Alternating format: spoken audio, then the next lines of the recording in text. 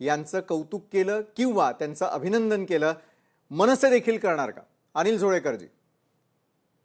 आम्ही प्रताप सरनाईक यांचं कौतुक सुद्धा करणार नाही आणि अभिनंदन सुद्धा करणार नाही. जर तुम्हाला ही वेळ का आली हा. याच्या जर खोलवर जर तुम्हाला जायचं असेल हा. तर आजपर्यंत परिवहन हे खातं शिवसेनेकडे लागले आतापर्यंत होतं. आणि मग जर महाराष्ट्रामध्ये अधिकृत व्यवसाय करायचा असेल आणि त्याला कायद्याची अंमलबजावणी करायची असेल तर आजपर्यंत हे 1.5 लाख बिना भाषा न शिकता या लोकांना बॅच दिले कसे? कोणते अधिकारी याला जबाबदार आहे आणि कोणते मंत्री जबाबदार आहे?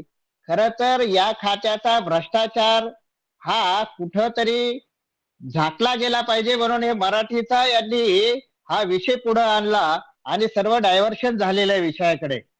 आम्ही मागणी केली होती याच्या अगोदर का परिवहन विभागामध्ये कायद्याचं पालन होत नाही. हा.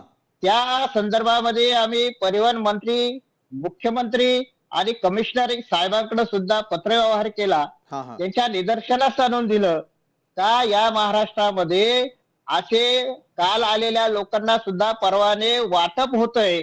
मला तर या ठिकाणी सांगायचंय, महाराष्ट्रातील परिवहन विभागातील अधिकारी यांना कायद्याचं संपूर्ण ज्ञान असावं.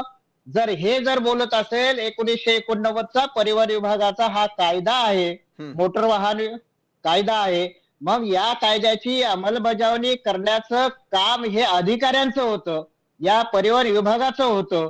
आणि सरळ सरळ ते कायद्याला डावलून यांनी परवाने दिले कसे, हे ऑथोरायझेशन दिले कसे? आणि मग याच्या खोलवर जर गेलं तर करोडो रुपयाचा भ्रष्टाचार या ठिकाणी झालेला आहे.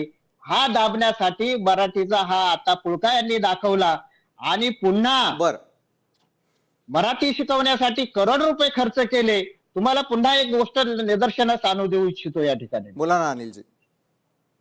आज जर तुम्ही बघितलं मराठी भाषा शिकायला यांना जर कायद्यामध्ये असं प्रावधान आहे, जी व्यक्ती कंटिन्यू महाराष्ट्रामध्ये 15 वर्ष वास्तव्य करत आहे अशा लोकांनाच हे परवाने द्यायचे होते, ऑथोरायझेशन बॅचेस द्यायचे होते. बरं, म्हणजे तुमचं म्हणणं आहे की वाहतूक विभाग जो आहे त्या ठिकाणी अनेक प्रकारचे आजपर्यंत कोट्यवधी रुपयांचे त्या ठिकाणी आरोप तुम्ही